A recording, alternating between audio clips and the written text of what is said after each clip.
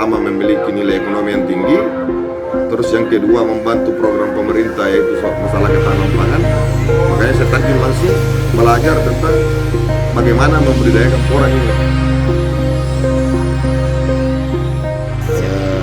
Saya awal mulai tertarik menanam porang itu, saya kan seorang TNI Pak. Salah satu tugas TNI selain perang kan itu mendukung pemerintah dalam hal ketahanan pangan. Saya masih ingat pesannya mantan Kasat dulu, Bapak Letjen Purnawirawan Mulyono, bahwa keterlibatan TNI dalam ketahanan pangan merupakan bagian dari teritorial yang bertugas membantu dalam hal geografis, demografis, dan sosial demi kesejahteraan masyarakat untuk membangun bangsa yang kita cintai bersama ini. Nah, baru-baru juga Bapak Kepala Staf Angkatan Darat Jenderal TNI Andika Perkasa menegaskan di depan Pak Menteri Pertanian Bapak Syahrul Yassin Limpo, yaitu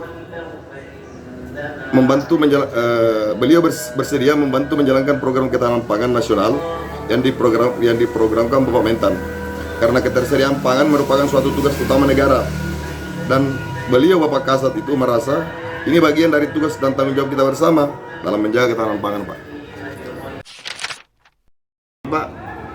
Karena yang pertama memiliki nilai ekonomi yang tinggi, terus yang kedua membantu program pemerintah yaitu masalah ketahanan pangan. Makanya saya terjun langsung belajar tentang bagaimana membudidayakan porang ini. Makanya setiap hari saya kadang ke goa, kalau ada waktu-waktu luang dari kantor, pulang kantor berangkat ke goa, atau turun piket berangkat ke goa, memanfaatkan sisa-sisa waktu di luar dinas. Ini bibit yang kita tanam ini kan namanya katak. Ini katak ini kata-kata super. Ini yang posisinya pas di tengah. Nah, ini bisa menghasilkan dalam satu musim ini minimal 1 kilo. 1 kilo ini berarti harganya Rp5.000. Belum lagi bibit yang dihasilkan katak juga.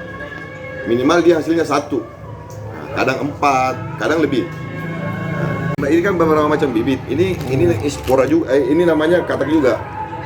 Kalau katak seperti ini ya bisa menghasilkan juga 1 kiloan dengan perawatan yang betul-betul bertani secara modern, dilengkapi nutrisinya, media tanamnya harus bagus, terus pengelolaan lahannya harus mantap, pemeliharaannya sampai pegebukan. Nah, ini juga ada. Ini namanya biji bunga, biasa disebut spora. Nah, ini dalam satu musim ini dia akan menghasilkan, musim kedua itu bibit-bibit unggulan. Nah, dia hasilnya seperti ini. Dia menghasilkan bibit-bibit seperti ini. Di musim kedua, kalau kita tanam lagi, ini akan menghasilkan bibit-bibit yang 1 kiloan ke atas. Jadi untuk berinvestasi porang itu sebenarnya hitungannya secara ekonomis cuma sekali bermodal. Musim kedua itu kita sudah menghasilkan bibit gratis, karena porang ini mencetak bibit untuk mengembangbiakan dirinya. Nah, yaitu tadi ada kataknya, ada sporanya, bahkan umbinya pun bisa ditanam. Keunikannya dari budidaya porang ini yaitu dia tidak memiliki masa spire. Sebesar apapun umbi itu, sekecil apapun umbi itu, semua bisa jadi bibit. Contoh bibit yang di sana itu sampai 10 kilo, kalau kita mau tanam lagi bisa lebih besar lagi. Nah, kami setim di atas itu sudah menghasilkan itu ratusan ton, Pak, dari hasil produksi. Nah, musim ini 2021 saya usahakan peningkatan produksi itu sampai 200%. Nah, karena kemarin itu dari 2019 sampai ke 2020 bisa meningkat sampai 50-60%. Tahun ini saya rencanakan programnya ya meningkat sampai 200%. Karena kita betul-betul membuka lahan, menggarap dengan bagus, memelihara. Karena selama ini kan petani-petani yang ada di kampung-kampung itu bertani secara turun-temurun. Jadi kita ajari mereka, kita ajak mereka untuk bagaimana caranya menjadi petani yang benar. Karena jujur aja, Pak, sebagian petani itu dia berpikirnya yang penting saya nanam aja. Dia belum berpikir ke hasil produksi. Dia masih berpikirnya untuk konsumsi saja. Contoh, menanam pisang itu di dekat rumah, dia bilang yang penting sudah dimakan. Iya memang begitu, Pak. Nah, coba kalau kita menanam pisang dalam jumlah yang banyak, akan menghasilkan hasil yang lebih banyak lagi. Harganya, satu trek memiliki harga. Batu sebiji tidak ada harganya Pak, coba satu trek memiliki harga. Jadi harus memang kita budidayakan dalam jumlah yang banyak. Terakhir panen kapan itu Kak? Terakhir panen itu kemarin bulan 6. Sampai sekarang pun masih ada panen, cuma istilahnya bertahap, pelan-pelan, karena kan pabrik juga kalau mau buka dia rugi juga kalau cuma sedikit Pak. Jadi harus seimbang antara hasil panen di lapangan dengan pengolahan di pabrik, karena pabrik minimal itu 60 ton per hari. Kurang dari itu rugi, karena kan mulai dari biaya operasionalnya semuanya, terus istilahnya untuk menyalakan mesin itu membutuhkan berapa tenaga kerja. Nah itu, jadi kalau kurang dari itu pihak pabrik merasa rugi. Kak, per satu kali panen itu berapa sih produksi yang bisa dihasilkan khusus untuk binaan Anta ini? Kalau untuk kasus binaan saya sampai 500 ton ada. Karena hitungannya begini saja. Dalam 1 hektar itu kita membutuhkan sekitar 40.000 pohon. 40.000 pohon itu kalau kita kalkulasi rata-rata kan saya 1 kilo 1 pohon berarti 40 ton.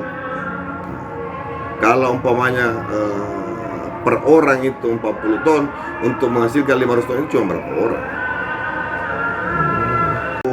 Setelah pasca panen itu kita kumpulkan hasil pora dari petani. Nah, kita berikan kebebasan kepada petani, mau langsung ke pabrik silahkan, mau lewat supplier langsung silakan, ada juga pengepul silahkan, terserah. Yang mana harga itu tidak terlalu jauh beda antara pabrik dengan harga di lapangan. Kalau selisih 500 sampai 1.000 rupiah itu wajar-wajar saja menurut saya. Kalau umpamanya harga di pabrik itu 8.500, di petani itu 7.500, itu sudah masuk di akal, karena membutuhkan tenaga, waktu dan biaya untuk dari lahan itu ke pabrik. Kita berbicara masuk ke porang, kandungan yang terdapat di dalam porang ini yang paling dibutuhkan itu adalah glukomanannya. Nah, dari kandungan glukomanan ini dia bisa dilarikan ke beberapa produk, termasuk yang seperti ini yang saya jelaskan tadi. Ini ada berasnya. Ini berasnya ini sangat berguna untuk orang-orang di usia lanjut, termasuk orang yang obesitas. Ini untuk program diet juga bagus, karena dia nilai kalorinya itu rendah sekali. Nah, ini di sini ada tertulis kalorinya itu 37,40 kcal, lemaknya itu cuma 0,1 gram, lemaknya sangat rendah. Terus karbohidratnya itu 18,3 gram, terus proteinnya itu cuma 0,1 gram. Ini jelas. Diminati ya di negara-negara lain. Ya betul. Jadi negara-negara yang melirik porang itu kalau di Asia Tenggara ini yaitu Jepang, Korea, Cina, Thailand, Taiwan, bahkan Australia. Itu Kak, apakah Anda ada target tak ke situ Kak? Selain daripada jualnya ke pabrik-pabrik, apakah ada keinginan untuk melakukan ekspor sendiri begitu? Kalau untuk melakukan ekspor sendiri, sebenarnya siapa sih orang yang tidak punya anak-anak ke sana, ya kan? Cuma kan permasalahannya ini untuk mencapai ke sana itu membutuhkan proses. Ya, yang paling utama prosesnya itu yang kita butuhkan itu biaya. Biaya itu membuat pabrik, membuat apa semuanya itu luar biasa.